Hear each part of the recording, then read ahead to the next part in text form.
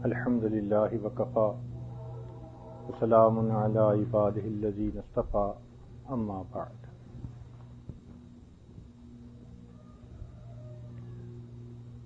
جس کے ناموں کی نہیں ہے انتہا، ابتدا کرتا ہوں اس کے نام سے۔ ہماری آج کی یہ پہلی نشست ایک مختصر کورس کی ابتدائی محفل ہے، جس میں ہم اپنی پہچان کریں گے کہ ہم کون ہیں۔ جس طرح ہر انسان کو نسبی طور پر پتہ ہوتا ہے، خاندانی طور پر پتہ ہوتا ہے کہ ہم کون ہیں، اسی طرح اس کو علمی طور پر بھی پتہ ہونا چاہیے کہ ہم کون ہیں۔ اس پہچان کے لیے یہ چند روزہ کورس منعقد ہو رہا ہے۔ اس میں پہلا 1 گھنٹہ رجسٹریشن وغیرہ کے لیے استعمال ہوا۔ اب اس کے بارے میں چند تعارفی باتیں آپ کی خدمت میں پیش کرنی ہیں، تاکہ اس کے بعد پھر ہم اپنے مضمون کی طرف آئیں۔ جی، ارشاد باری تعالی ہے، قُل رب زدنی علما، اے محبوب آپ فرما دیجئے کہ میرے پروردگار میرے علم میں اضافہ فرما دیجئے۔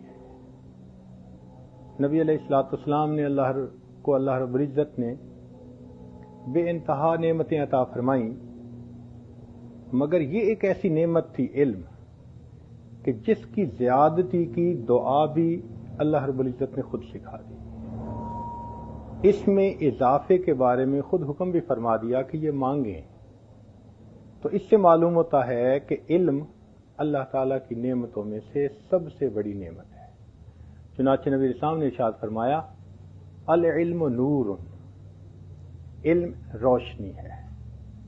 دوسرے الفاظ میں جہالت اندھیرا ہے۔ چونکہ اندھیرا ناپسندیدہ چیز ہوتی ہے، اس لیے گویا العلم نور کہہ کر جہالت سے ناپسندیدگی کا اعلان فرما دیا۔ آج کے پرفتن دور میں 3 تبدیلیاں بہت واضح نظر آتی ہیں۔ سب سے پہلی کہ آج کا انسان اللہ تعالیٰ کی معرفت کی بجائے کائنات کی معرفت حاصل کرنے کے پیچھے لگا ہوا ہے۔ دوسری تبدیلی، آج کا انسان روح پر محنت کرنے کی بجائے مادے پر محنت کرنے میں لگا ہوا ہے۔ اور تیسری تبدیلی کہ آج کا انسان اپنی آخرت سنوارنے کی بجائے اپنی دنیا سنوارنے کی محنت میں لگا ہوا ہے۔ یہ 3 تبدیلیاں آج کے اس دور میں ہر انسان محسوس کر سکتا ہے۔ حالانکہ یہ دنیا سیرگاہ نہیں، تماشا گاہ نہیں، آرام گاہ نہیں، قیام گاہ نہیں، یہ تو امتحان گاہ ہے۔ افسوس کہ ہم نے اسے چراگاہ بنا دیا۔ غنیمت سمجھ زندگی کی بہار، آنا نہ ہوگا یہاں بار بار۔ غنیمت جان لو مل بیٹھنے کو، جدائی کی گھڑی سر پر کھڑی ہے۔ ہمارے اکابر نے یہ بات فرمائی کہ الوقت من ذهب وفضہ، کہ انسان کی زندگی کا وقت سونے اور چاندی کی ڈلیوں کی مانند ہے۔ جیسے وہ قیمتی ہوتی ہیں، ایسے انسانی زندگی کے لمحات بھی قیمتی ہوتے ہیں۔ بلکہ فرمایا الوقت سیف قاطع، کہ وقت تو ایک قطع کرنے والی تلوار ہے۔ اس زندگی کے وقت میں وہ لمحے جو اللہ رب العزت کی یاد میں گزر گئے وہ تو زندگی ہوں گے، اور جو کچھ بقیہ ہوگا وہ شرمندگی ہوگی۔ میری زیست کا حال کیا پوچھتے ہو، بڑھاپا نہ بچپن نہ میری جوانی، جو چند ساعتیں یاد دل بر میں گزریں وہی ساعتیں ہیں میری زندگانی۔ امام شافعی رحمۃ اللہ علیہ فرماتے تھے کہ مجھے صوفیاء کی دو باتوں سے بہت فائدہ ہوا. اس سے معلوم ہوا کہ یہ تصوف کا لفظ اس سے پہلے کا اس امت کے اندر مستعمل ہے. اور دو باتیں بڑی عجیب ہیں. پہلی بات فرماتے تھے کہ اگر تم وقت کو نہیں کاٹو گے تو وقت تمہیں کاٹ دے گا. یہ ایسا ہی ہے جیسے پوچھیں کہ بھئی کیا حال ہے تو آدمی جواب دیتا ہے جی بہت اچھا وقت گزر رہا ہے، بہت اچھا گزر رہا ہے، بہت اچھا گزر رہا ہے، اور موت کے وقت پتہ چلتا ہے کہ وقت نے تو کیا گزرنا تھا، میں ہی گزر گیا. دوسری بات کہ اگر تم اپنے نفس کو حق میں مشغول نہیں کرو گے تو یہ تمہیں باطل میں مشغول کر دے گا. نبی علیہ السلام نے ارشاد فرمایا انما الاعمال بالنیات، اعمال کا دار و مدار نیت پر ہے. اس لیے محدثین نے احادیث کی کتب اسی حدیث پاک سے شروع فرمائی ہے. تو یقیناً ہم بھی جو ایک عمل کر رہے ہیں اس میں ہمیں اپنی نیتوں کو خالصتاً اللہ کی رضا کے لیے کر لینا چاہیے کہ ہم اپنے وقت کو فارغ کر کے جو یہاں آ کر بیٹھے تو ہم کچھ سیکھنا چاہتے ہیں، کچھ سنورنا چاہتے ہیں، اللہ تعالیٰ کے قریب ہونا چاہتے ہیں. جن گناہوں کو کرنے کے عادی بن چکے ہیں ہم ان سے اپنی جان چھڑانا چاہتے ہیں. ہم شر سے خیر کی طرف آنا چاہتے ہیں، ہم برائی سے اچھائی کی طرف آنا چاہتے ہیں، اور ہم اپنے رب اور اپنے مالک کو راضی کرنا چاہتے ہیں. چنانچہ عمر اللہ عنہ نے فرمایا لا عمل لمن لا نیت لہ.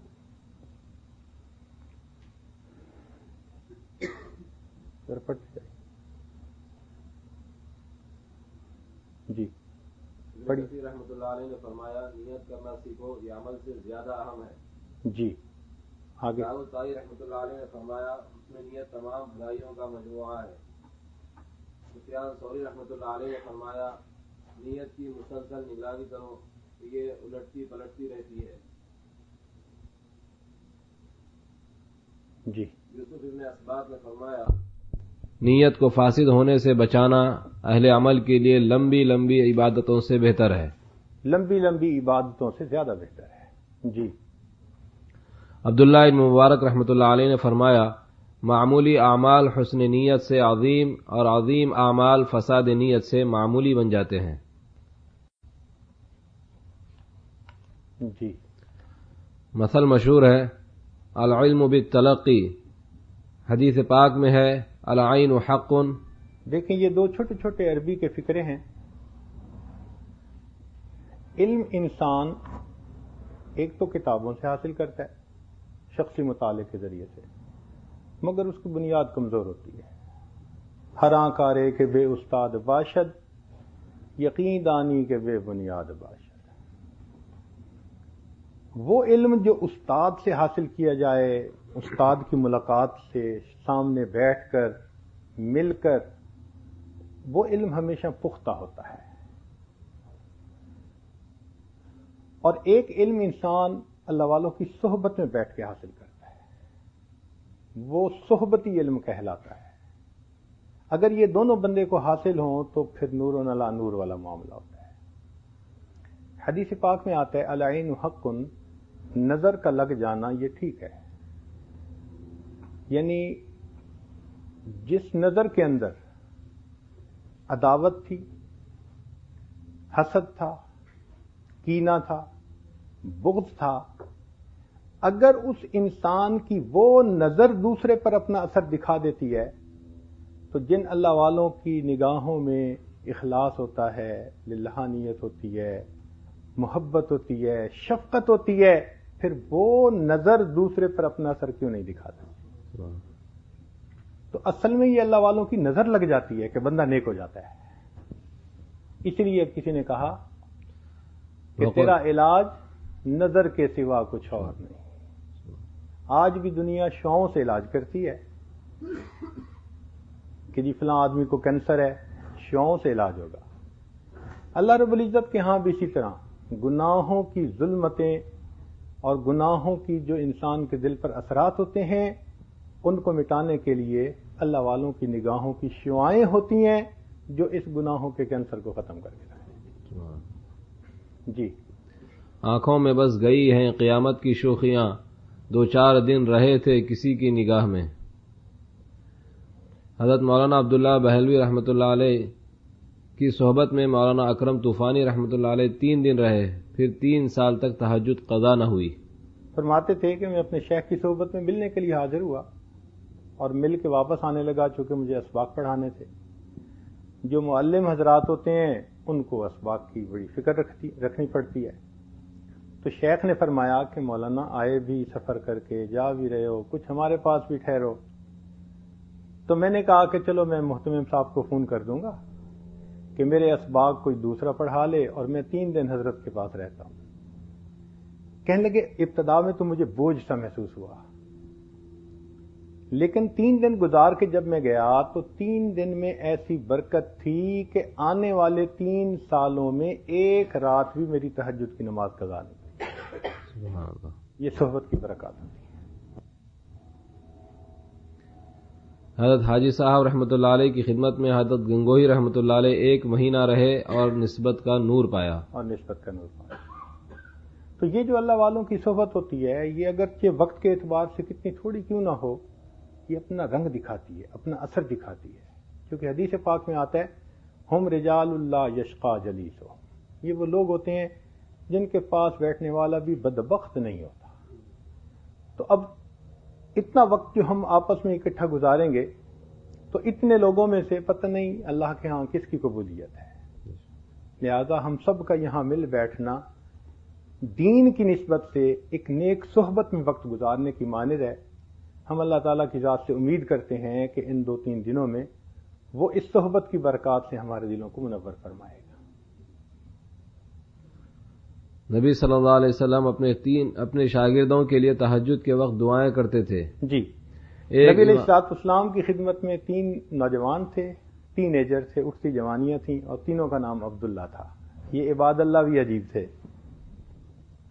نبی علیہ السلام کی خدمت میں ایک دوسرے سے آگے بڑھ بڑھ کے کوشش کرتے تھے، اور نبی علیہ السلام اتنا خوش ہوتے کہ ان تینوں کا نام لے کر تہجد میں دعائیں فرماتے.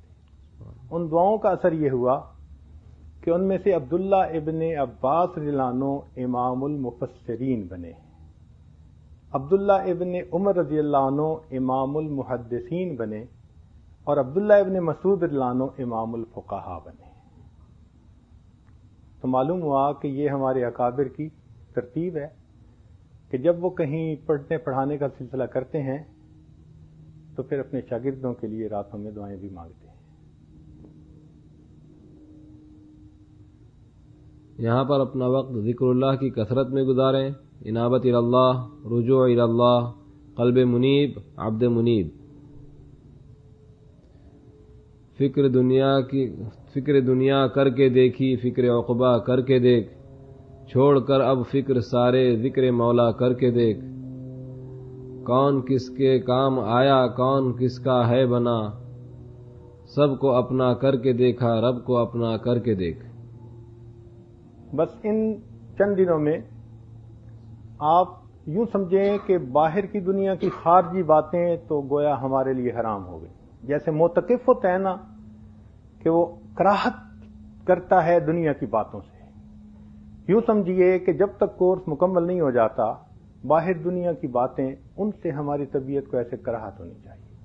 پورا وقت ہم اس علم کی طلب میں گزاریں جس کو حاصل کرنے کے لیے آئے، اور باقی وقت اپنا ذکر اور فکر میں گزاریں تاکہ یہ 2-3 دنوں کے اندر ہمارے دلوں پر اس کے اثرات ہوں. جیسے بیکری والے کیک تیار کرتے ہیں تو اس کو بیکنگ پر رکھتے ہیں کچھ وقت کے لیے، تو بہت اچھا ذائقے دار بنتا ہے. آپ یوں سمجھیے کہ یہ 2-3 دن ہم نے بھی اپنے دل کے کیک کو بیکنگ کے اوپر رکھنا ہے، اور اس کا طریقہ یہی ہے کہ ہم ذکر کریں، کوئی فالتو بات نہ کریں، غیبت نہ ہو، زبان پہ کوئی لغو بات نہ ہو، کوئی غیر ضروری لفظ اپنی زبان سے نہ نکالیں. تو جب ذکر کی اس طرح کثرت کریں گے پھر اس کے اثرات میں مرتب ہوں گے. توجہ سے بات سنیں. ارشاد باری تعالیٰ ہے ان فی ذلک لذکری لمن کان له قلب او القى السمع وهو شہید. اس میں 3 باتیں کہی گئی ہیں کہ جو سننے والا ہوتا ہے نا بندہ، اس کے اندر 3 صفات ہونی ضروری. لمن کان لہ قلب، جس کے اندر دل ہو، اور جس کے اندر سل ہو اس کو فائدہ نہیں ہوتا. تو قلب سے مراد یہاں طلب ہو، جس دل میں طلب ہو وہ دل ہے، اور جس میں طلب نہیں وہ سل ہے. لمن کان لہ قلب او القى السمع، حاضر باش، ہمتن گوش، وہ شہید حاضر باش. تو گویا یہاں بیٹھ کر آپ جو بات کہی جائے اس کو پوری توجہ کے ساتھ سنیں گے. یہاں بیٹھ کر باہر کے خیالوں میں ڈوب جانا، اس سے پھر وہ فائدہ حاصل نہیں ہوگا جو ہمیں حاصل کرنا ہے. جی. ان فی ذلک لآیات لقوم یسمعون ولو اراد اللہ خیرا لاسمعہم. ان آیات سے معلوم ہوتا ہے کہ اچھا سامع بننا بھی ایک صفت ہے. ہر آدمی کے اندر یہ صفت نہیں ہوتی. جو بندہ اچھا سامع بنتا ہے پھر اس کو عمل کی توفیق بھی ملتی ہے. اس لیے فرمایا الذین یستمعون القول فیتبعون احسنہ. تو توجہ کے ساتھ بات سننے سے عمل کی توفیق وابستہ ہے. کافر لوگ قیامت کے دن حسرت سے کہیں گے لو کننا نسمع او نعقل ما کننا فی اصحاب السعیر.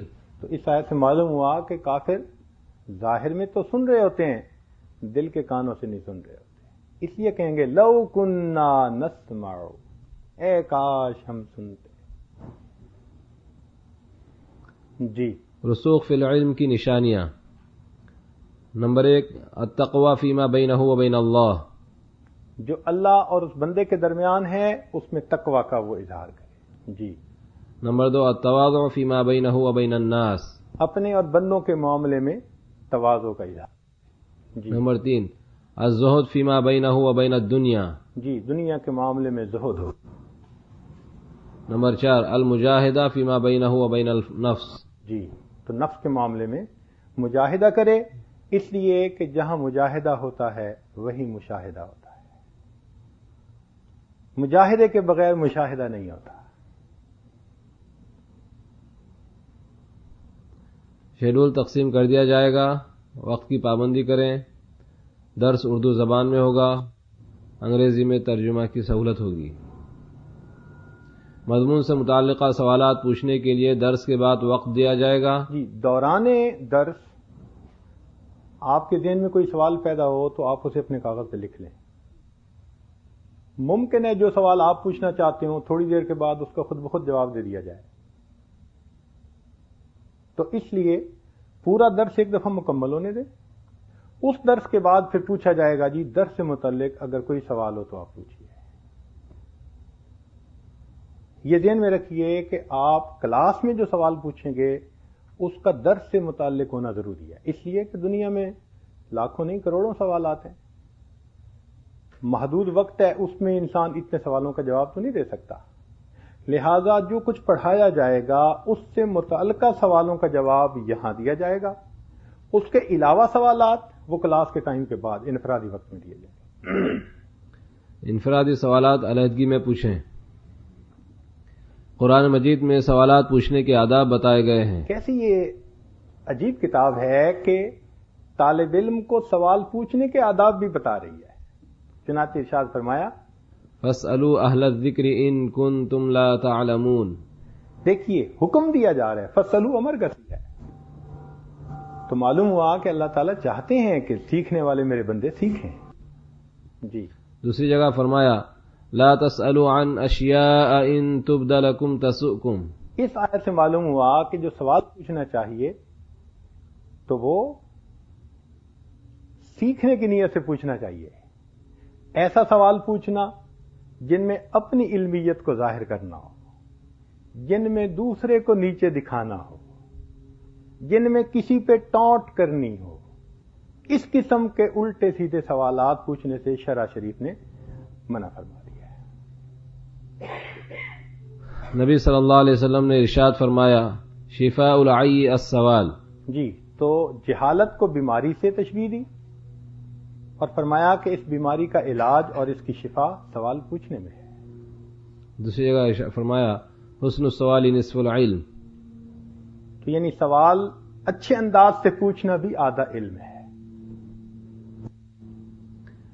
رہائش وغیرہ سے متعلق میزبان محترم حضرت مولانا سعید صاحب یا مولانا طاہر صاحب سے رابطہ کیجیے۔ امتحان کورس کے اختتام پر ہلکا پھلکا ملٹیپل چوائس ٹیسٹ ہوگا۔ ہاں جی، بہت ہی ہلکا پھلکا ٹیسٹ ہوگا۔ جی آگے، جو توجہ سے لیکچر سنے گا آگے۔ اس کو فیل ہونے کے لیے بہت محنت کرنی پڑے گی۔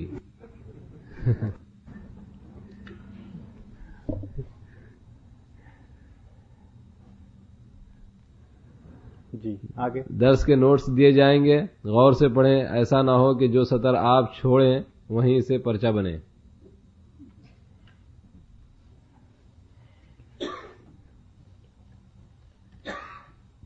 جو کچھ یہاں آپ کو دکھایا جا رہا ہے ٹرانسپیرنسی کے ذریعے، یہ سب کچھ آپ کو نوٹس کی شکل میں بعد میں مل جائے گا۔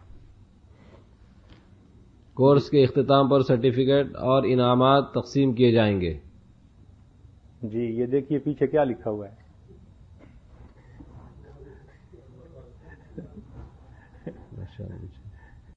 جی آگے، کورس کا مقصد اپنی پہچان کرنی ہے کہ ہم کون ہیں، یہ ہمارا حق ہے، ہم ایک مسلسل علمی میراث رکھتے ہیں۔ اس کی وجہ یہ ہے کہ اگر آدمی کو اپنے علمی نسب کا پتہ نہ ہو تو پھر دوسرے لوگوں کے لیے اس کو ورغلانا، اس کو بہکانا، اس کو راستے سے ہٹانا، یہ سب کچھ بہت آسان ہو جاتا ہے۔ اور جس آدمی کو پتہ ہوتا ہے کہ ہمارے آبا اجداد علمی اعتبار سے کون تھے، ہمارا علمی رشتہ کن کے ساتھ جڑتا ہے، ہم کون ہیں، تو اس کے سامنے پھر شارع بہت کھلی ہوتی ہے۔ جی، ہم رات کے اندھیرے میں نہیں بلکہ دن کی روشنی میں کہتے ہیں کہ ہم طبقے کے عام نہیں ہیں، ہم ایک مسلسل علمی میراث رکھتے ہیں۔ یہ طبقے کا عام ایک اصطلاح ہے جو کاروباری لوگ استعمال کرتے ہیں۔ جن علاقوں میں عام بہت اچھے ہوتے ہیں نا، تو یہ عام نسل کے ساتھ آگے بکتے ہیں۔ یہ چوسا ہے، سندڑی ہے، فلاں ہے، فلاں ہے۔ تو جس درخت سے اترتے ہیں تو پیٹی میں بند کر کے اس کا نام لکھا جاتا ہے، تو اس کی قیمت پھر بہت اچھی لگتی ہے۔ بعض اوقات ایسے ہوتا ہے کہ باغ کے مالک کو کچھ آم نیچے پڑے ملتے ہیں جو پرندوں نے گرا دیے ہوتے ہیں، تو اس کو پہچان کرنی دشوار ہوتی ہے کہ کس درخت سے پھل گرا نہیں گرا، تو وہ ان سب کو اکٹھا کر دیتا ہے اور پیٹی میں ڈال کے لکھ دیتا ہے یہ ٹپکے کے آم ہیں۔ تو ٹپکے کے آم جہاں لکھا ہو تو پتہ ہوتا ہے کہ بھئی ان کی نسل کا کوئی پتہ نہیں، لہذا اس کی مارکیٹ کے اندر کوئی ویلیو ہی نہیں لگتی۔ تو یہاں یہ بتانا مقصود تھا کہ ہم طبقے کے عام نہیں، کہ ہمیں اپنے بڑوں سے رشتے کا پتہ ہی نہ ہو۔ چونکہ ہمیں اپنے رشتے کا پتہ ہے اور ہمارا یہ ایک رشتہ مضبوط ہے، اس لیے ہم اس مسلسل علمی میراث رکھنے کو اپنا سرمایہ سمجھتے ہیں۔ انسانی جسم مستعار ملا ہے، فائدہ اٹھاؤ، انسانی وجود چکی کی مانند ہے۔ جی، امام راضی رحمۃ اللہ علیہ کو اس وقت پر بھی افسوس ہوتا تھا جو کھانے میں لگ جاتا تھا۔ جی، امام محمد رحمۃ اللہ علیہ سواری پر ہوتے اور امام شافعی رحمۃ اللہ علیہ دوڑتے ہوئے سبق پڑھتے تھے۔ ابن تیمیہ رحمۃ اللہ علیہ کے ایک شاگرد نے حاکم وقت سے جیل جانے کی فریاد کی۔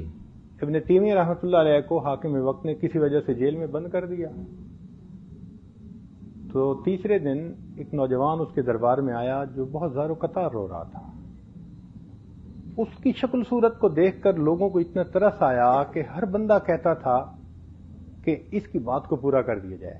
تو حاکم وقت نے کہا کہ نوجوان، تمہارے چہرے پہ اتنی شگفتگی ہے، معصومیت ہے، اور تم اتنا زار و قطار رو رہے ہو کہ تم جو کہو گے میں تمہاری بات پوری کر دوں گا. تو وہ کہنے لگا جی میں تو اس لیے آیا ہوں کہ آپ مجھے جیل بھیج دیں. تو بڑا حیران ہوا، بھئی تمہیں جیل کیوں بھیجیں؟ کہنے لگا اس لیے کہ میرے استاد کو آپ نے جیل بھیجا، 3 دن سے میرا سبق قضا ہو رہا ہے، اب آپ مجھے بھی جیل بھیجیں، میں وہاں کی مشقتیں برداشت کر لوں گا، اپنے استاد سے سبق تو پڑھ لوں گا. مولانا یحییٰ کو 20 سال تک گنا چوسنے کی فرصت نہ ملی. جی. رابعہ بصریہ رحمۃ اللہ علیہ ساری رات عبادت کرتی، اونگ آتی تو دعا کرتی، اللہم انی اعوذ بک من عین لا تشبع من النوم. جی آگے. ہارون رشید کے بیٹے کا واقعہ طلب علم کی روشن مثال ہے. جی کہ وہ وقت کا بادشاہ کا بیٹا تھا، لیکن حضرت شیخ الحدیث صاحب نے اپنی کتابوں میں لکھا ہے کہ جس طرح وہ اپنے گھر سے نکلا اور مسجد میں جا کر رہتا تھا، مزدوری کرتا تھا، علم حاصل کرتا تھا. طلب علم کی ایسی روشن مثالیں جو اس امت میں ہیں وہ تاریخ انسانیت میں اور کہیں نہیں ملتی. جی. میسر آتی ہے فرصت وقت غلاموں کو، نہیں ہے بندہ حر کے لیے جہاں میں فراغ. تو اس فرصت کو غنیمت سمجھ کے اپنے آپ کو علم کی طلب میں مشغول کر دیجیے. جو شخص دنیا میں اللہ تعالیٰ سے دوستی کرے گا وہ آخرت میں دشمنوں میں شمار نہ ہوگا. یہ پکی بات ہے. اللہ رب العزت اس بندے کو جو دنیا میں اللہ تعالیٰ سے دوستی کی کوششیں کرتا ہوگا کبھی بھی اپنے دشمنوں کی صف میں شامل نہیں فرمائے. یہ اس کی رحمت سے بعید ہے. ہم اپنی بے علمی اور بے عملی کے ساتھ اس دور میں زندہ ہیں جس دور میں پیدا ہونے سے اسلاف نے علم و عمل کے باوجود اللہ کی پناہ مانگی. یہ فتنوں کا زمانہ ہے، قرب قیامت کا وقت ہے. ایسے ایسے فتنے ہیں کہ جس کے بارے میں نبی علیہ السلام نے فرمایا تم دیکھو گے کہ ایک آدمی صبح اٹھے گا ایمان والا ہوگا، شام سونے کے لیے بستر پہ جائے گا ایمان سے خالی ہوگا.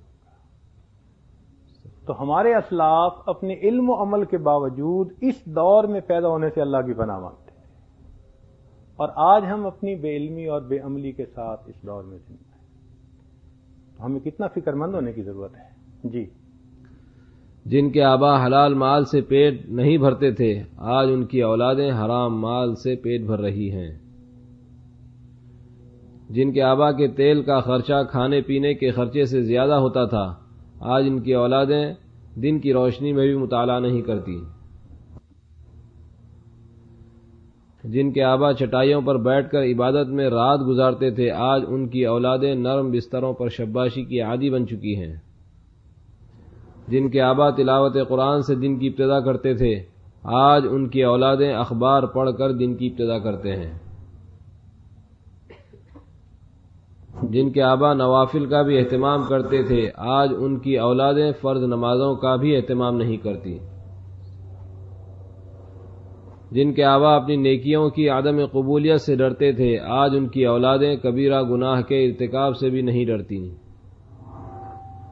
جن کے آبا اپنے دشمنوں سے بھی حسن سلوک کیا کرتے تھے آج ان کی اولادیں اپنے عزیزوں سے بدسلوکی کرتے ہوئے نہیں گھبراتی.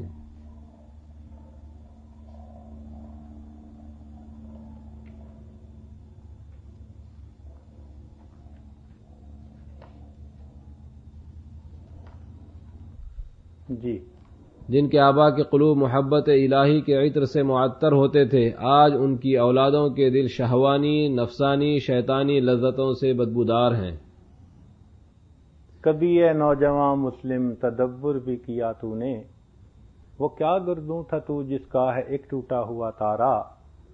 تجھے اس قوم نے پالا ہے آغوش محبت میں، کچل ڈالا تھا جس نے پاؤں میں تاج سرے دارا. تجھے آبا سے اپنے کوئی نسبت ہو نہیں سکتی کہ تو گفتار وہ کردار تو ثابت وہ سیارہ. جی. نبی صلی اللہ علیہ وسلم کا فرمان ہے البرکۃ مع اکابرکم. یہ طبرانی شریف کی روایت ہے، حاکم نے بھی اسے روایت کیا. جی. اپنے اسلاف کی سچی نسبتوں کی یادیں تازہ کرنے کے لیے ہم اکٹھے ہوئے ہیں. ہمارا یہاں حاضر ہونا اس بات کی دلیل ہے کہ اللہ تعالی ہمارے ساتھ خیر کا ارادہ رکھتے ہیں۔ دنیا کے بادشاہ بھی اپنے دروازے پر آئے ہوئے فقیروں کو خالی نہیں جانے دیتے۔ اللہ تعالیٰ تو اللہ تعالیٰ ہے۔ جی، امام محمد رحمۃ اللہ علیہ کے بارے میں آتا ہے کہ اپنی وفات کے بعد کسی کو خواب میں ملے تو اس نے پوچھا کہ حضرت آگے کیا بنا؟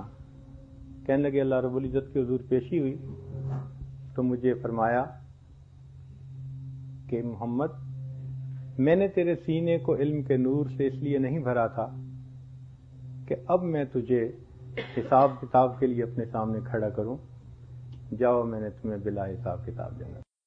حضرت مولانا یوسف بنوری رحمۃ اللہ علیہ بھی حدیث پاک نقل فرمایا کرتے تھے کہ قیامت کے دن اللہ فرمائیں گے، یا معاشر العلماء، اے علماء کی جماعت، میں نے تمہارے سینوں کو جو علم کے نور سے بھرا، اب مخلوق کے سامنے مجھے تمہارا حساب لیتے شرم آتی ہے، جاؤ میں نے تمہیں بغیر حساب جنت میں داخل کرنا۔